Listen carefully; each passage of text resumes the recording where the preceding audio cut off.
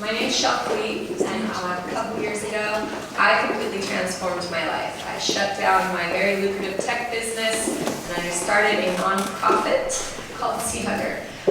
Why did I do this? Well, I am a surfer, stand-up paddleboarder, scuba diver, and I love to travel with my family. And over the years, we were seeing an increased amount of plastic pollution on the surface of the water, below the water, and adjacent to the water. And one day it just clicked. I needed to do something about it. What is the problem? Single-use plastic. Plastic in and of itself is not bad. It's in medical equipment. It increases our fuel efficiency. It transports clean water to areas of the world that don't have clean water.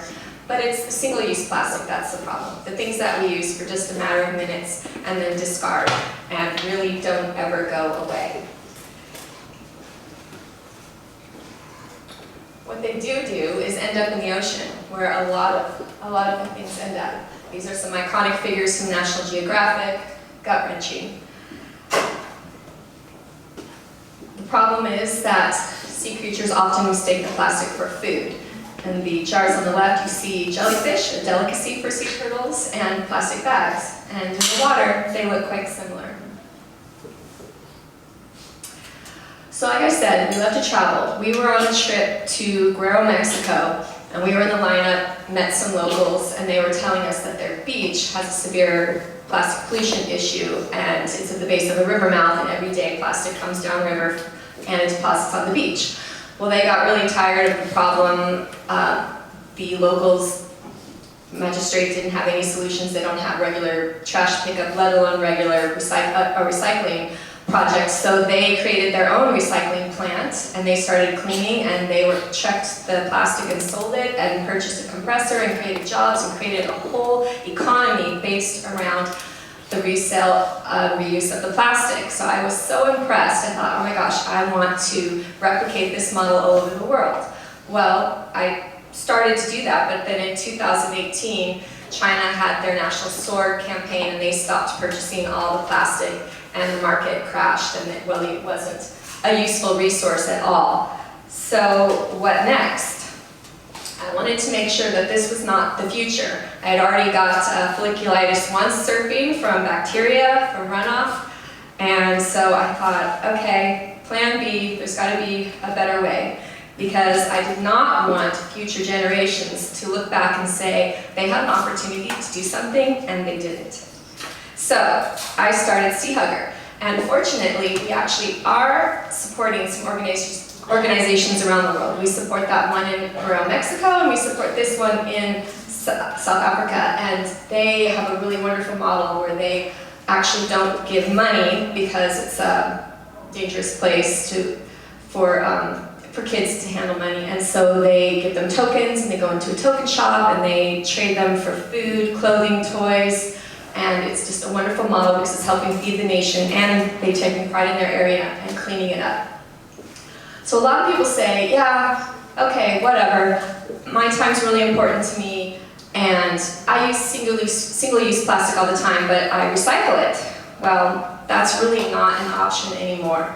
We can't recycle our way out of this issue. I visited the ecology recycling plant at Pier 96, and this is just one day's worth of materials, which isn't sorted, and I have videos, but there's not enough time, so I'm not going to go through the videos. But basically, the initial sorting process is done by hand, and the very first thing they do is remove every single plastic bag, because number one, there's no market for plastic bags, and number two, they get stuck in their machinery, really valuable machinery, and they cause damage. So that was very, very shocking. What are they doing with it if there's not a market?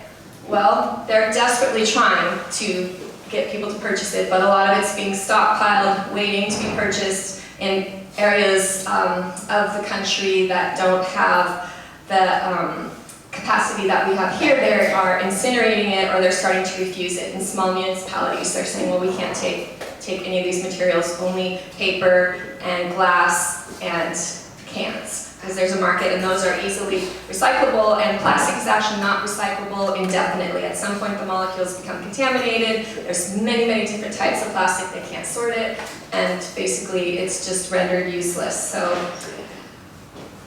there is no way. There is absolutely no way. We can't recycle our way out of the 8 billion people on this planet that are consuming and consuming and consuming.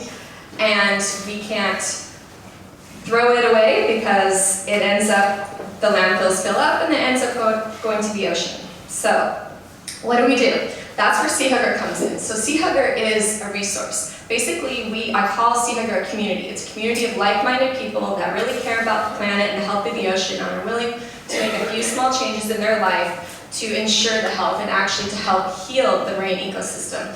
And how do we do that?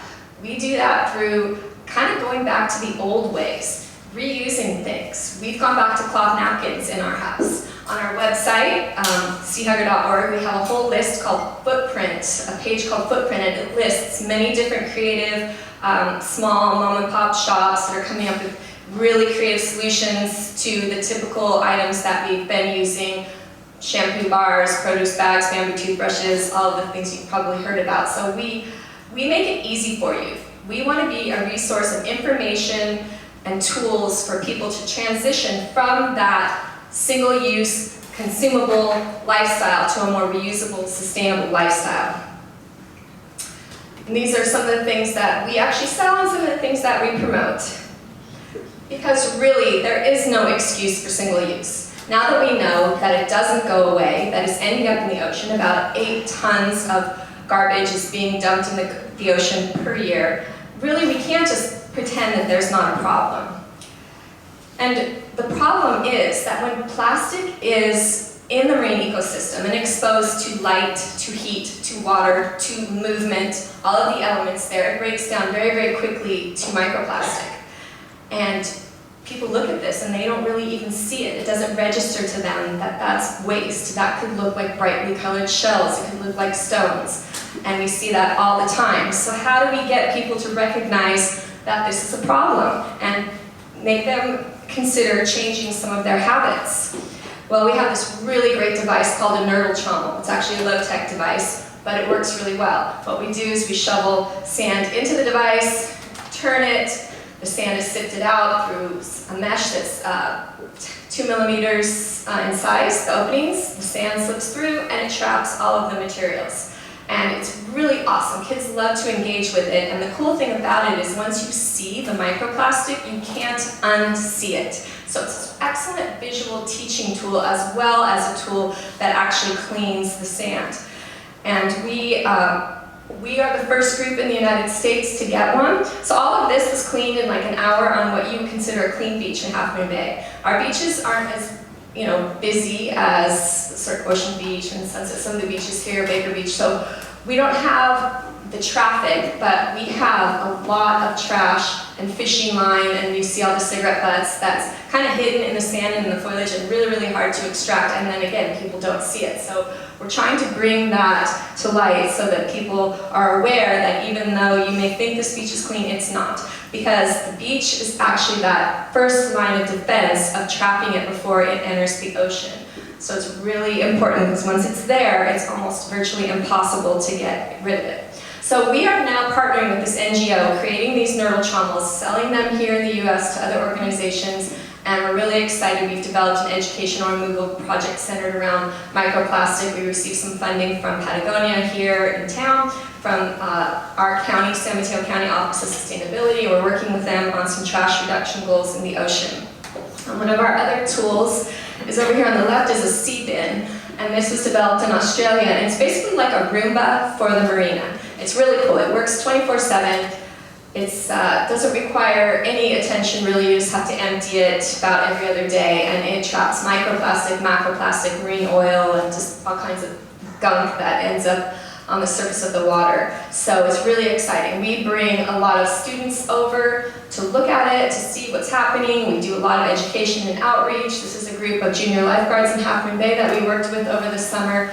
And it's really cool to reach kids because they're a little more malleable, and really, I think people don't want plastic. What they want is convenience, because really the biggest resource we have is our time. And so the plastic and things that are prepackaged, and your cauliflower rice, it's already chopped up for you, and all those things that we buy so readily, it's really, we don't want the plastic, we want the convenience. So we're trying to encourage people to change their way of thinking so that it's not just grab and go, whatever's the quickest, my time is more important than the planet, to kind of stop and think, hey, okay, there's a few things I can do. And we don't espouse being completely plastic free. It's virtually impossible. But if we all change a few things in our life collectively, the impact will be huge. So that's the message that we give to the kids, and it's really cool because I will have parents come back to me later and say, oh my gosh, my child, after they met with me, came home and we looked at everything in the house, and they came to the store with me, and we, kind of changed some of our purchasing habits, and it was very, very impactful. And there's two things that are really great about that. One, it's part of the problem, getting rid of the problem in the household, and two, our purchasing habits, that's a way of using our voices. So I espouse all the time, like, use your wallet. Don't purchase from a company that has irresponsible packaging, irresponsible practices. Bring your own, BYO. That's one of our big calls to action. Because we only have one. There is no planet B, and it's really being severely impacted by our habits. Pollution is a completely human-caused issue, so therefore it's up to us to solve it. And a lot of ocean trash is coming from, mostly all coming from the land, the rest is from fishing. And there's a lot of entanglement that's killing hundreds of millions of animals a year, which is really tragic and completely preventable. We worked with California Coastal Commission for their Coastal Cleanup Day, and they track all of the items that are collected throughout the state, and you can see the majority of them are plastic, and they're basically food, other than cigarettes, which are the #1 contaminant. They're food, so that's us, and that's our habits, and that is completely preventable. Also, little known fact, the ocean is our biggest protector against climate change. People think that trees create more oxygen, but they don't. It's the coral, the algae, the marine plants, all of those produce more oxygen than trees. And also, they absorb CO2. So I'm not a scientist, I'm a communicator, but I have spoken with a lot of scientists, and I have my theory. As plastic breaks down, it actually releases greenhouse gases, contributing to that problem. The ocean, the Great Pacific Garbage Patch, is now 4 times the size of California, primarily composed of microplastic, and as that breaks down, it's continuing to release more gases. I have a theory, and a couple other people agree. Don't quote me though. What could happen when the ocean flips? When it goes from being our sink to the contributor because of the amount of microplastic that's releasing gases. That could be the game over. But guess what? That hasn't happened yet. Absolutely not. It is not too late. I talk with kids all the time. Climate anxiety is a real thing. What we want to do, a little bit of anxiety is good because I get you thinking, okay, gosh, I need to change my ways. But we don't want the anxiety to the level of fear, which causes that sort of, deer in the headlights, where you're just so paralyzed you can't do anything about it. We want to turn that little bit of anxiety into action.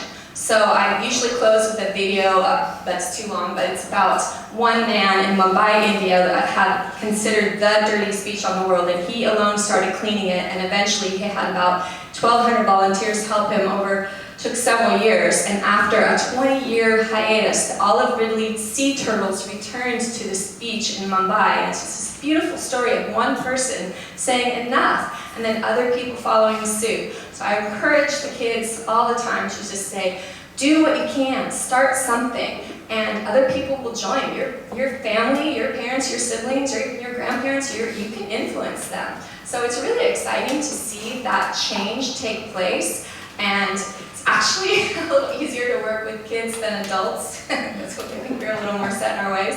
But we have tremendous ability to create change, and we have a lot of power in our voices, and in our wallets, and in our actions. And so I invite you to consider your actions and think, are there 1 or 2 things that I can change? And you might find that that's really easy. And then you might think, wow, okay, maybe there's a couple more that we can change. And we want to help you. So you can go to seehugger.org. Like I mentioned, we have our footprint page where we have a lot of ideas, and then we're constantly sharing things on social media to help you make that transition and to just be a resource for you.